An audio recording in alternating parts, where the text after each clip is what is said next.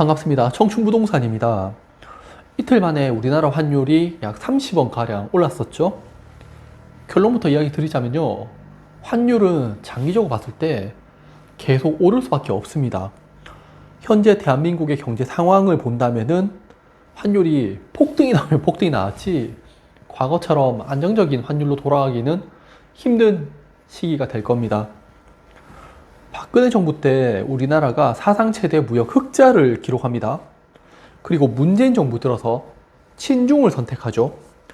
2018년에 트럼프가 중국의 무역 전쟁을 걸면서 중국의 경제가 서서히 무너지고 있어요. 제가 그 당시에 대기업 실적이 안 좋아지게 되면은 밑에 하청업체나 밴드업체들에 대한 실적을 가지고 갈 거다. 실적을 줄이게 될 거다라고 말씀을 드렸어요. 중국이 우리나라의 실적을 빼앗아가게 되는 거죠. 실제 우리나라 무역 흑자 1위국이 중국이었는데 무역 흑자가 계속 줄면서 2023년 들어서 무역 적자를 기록합니다. 대한민국 경제의 중국 의존도가 높았죠.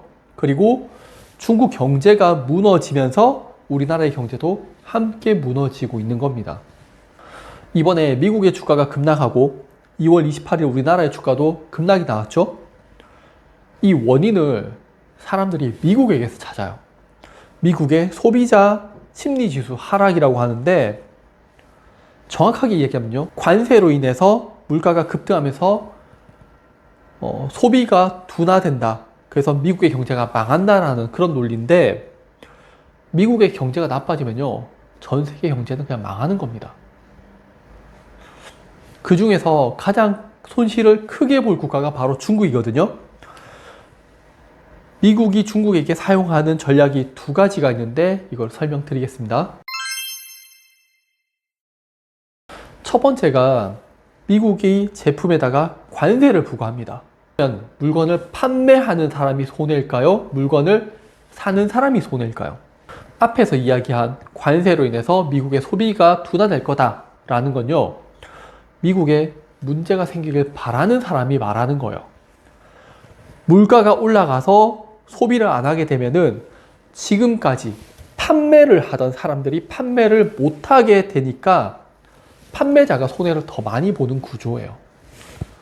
미국에 수출을 많이 하는 중국이 가장 큰 타격을 입게 되는 거고 그게 미국의 노림수예요. 무역 전쟁으로 중국에게 문제가 생겼는 게 물건이 많이 남아 돌고 있잖아요. 그래서 그걸 덤핑으로 우리나라에다가 판매를 하고 있고 자, 소비는 둔화되는데 물건이 남아 돈다. 이거를 경제 공황이라고 이야기합니다. 미국은 중국에서 경제 공황을 지금 만들고 있는 거예요. 지금 또 중국의 무역 수지는 저렴한 가격을 이용해서 계속 상승하고 있어요. 자, 두 번째는 금융 정책으로요.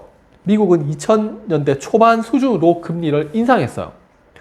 자, 이 고금리 정책은 전 세계의 기축통화의 공급량을 줄이게 되고요. 달러의 가치를 올려가면서 다른 국가들의 화폐 가치가 상대적으로 하락을 하면서 달러를 더 비싼 가격을 주고 살 수 있게 만들고 있죠. 이 내용을 잠깐 정리하자면요. 경제적인 대공황을 유도하면서 유동성을 축소시켜버리고 있습니다. 실제 중국의 물가 상승률을 보면은 디플레이션에 가까운 상황을 보이고 있죠. 물가 상승률이 1%가 되지 않는 상황이 나타나면서 중국 내에서 돈이 돌고 있지 않은 거예요. 물가가 하락을 하는데 돈이 돌고 있지 않다? 이거는요, 어떤 산업에 치명적인 영향을 줄 수가 있는데 그게 대부업 또는 대출을 많이 이용한 사업, 대표적으로 부동산이 있게 되죠. 중국은 돈이 부족해지면서 2015년에 주식시장에도 후광통이라고 들어보셨을 거예요. 그 주식시장을 개방하면서 해외 자금들을 가지고 오게 됩니다. 또 대규모 경기 부양책을 펼치지만은 부동산은 여전히 하락을 하고 있죠. 2008년에 서브프라임, 2010년에 유럽 위기 사태를 통해서 미국과 유럽은 부동산발 관련해서 악성 부채를 다 털어냈어요. 근데 중국하고 우리나라는 그렇지 못하다고 제가 몇 번 말씀드렸었죠. 자, 다들 우리나라 부동산 버블이 심각한 거 공감하시잖아요. 그리고 중국 부동산이 얼마나 심각하냐면요. 2015년에 미국이 금리 인상했을 때 중국이 무너질 수 있다라는 이야기 나왔었어요. 부동산이 많이 하락을 하고 있고요. 지금 중국은 위태위태한 수준입니다. 그렇다고 또 중국이 돈을 안 풀었냐? 그건 또 아니에요. 중국 중앙은행 대체대조표를 보면은 2016년을 바닥으로 해서 매해 계속 돈을 풀고 있죠. 그리고 이거는 중국의 프라임 대출금리 5년물인데 금리도 지속적으로 내리고 있습니다. 유동성을 계속 공급하고 있는데 물가는 마이너스를 기록하고 있는 거예요. 또 주거용 부동산은 마이너스 8%를 보이고 있습니다. 대출로 만들어진 허상을 잘 보여주는 거예요. 앞서 그래도 무역수지 흑자는 지속적으로 늘어나고 있었잖아요.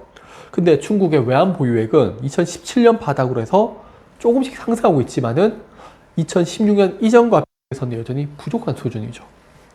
2015년에 외환 보유고가 급격하게 감소하면서 중국에 외환 사태가 일어난다고 난리 났었거든요. 지금 또 외환 보유액은 많이 늘지 않았고요. 경제 대공황의 위험과 미국의 고금리 정책으로 인해서 중국의 경제는 더 안 좋아질 가능성만 남아 있습니다.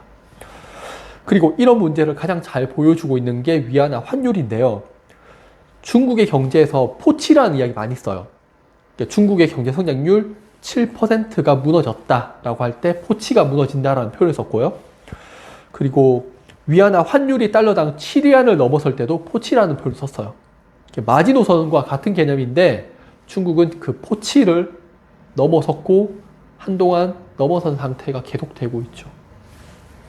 자, 오늘 내용 정리하자면요. 트럼프의 관세 정책은 이제 시작입니다. 그리고 가장 큰 타격은 지금까지 미국에 수출을 하던 국가와 기업들이 부담이 될 거고 미국은 반사이익을 얻어가게 될 겁니다. 또한 미국의 경제가 계속 호황을 보이면서 고금리 정책은 유지하게 될 거고요. 전 세계 달러는 계속 부족하게 될 거고 우리나라는 경제적 악영향과 함께 환율은 계속 상승하는 그런 모습이 나오게 될 겁니다. 네, 오늘 좀 우울한 이야기인데 달러 계속적으로 저는 좀 보유를 하고 있습니다. 네, 여러분들한테 좀 도움이 되셨으면 좋겠고요. 네, 그럼 오늘 영상도 봐주셔서 감사합니다.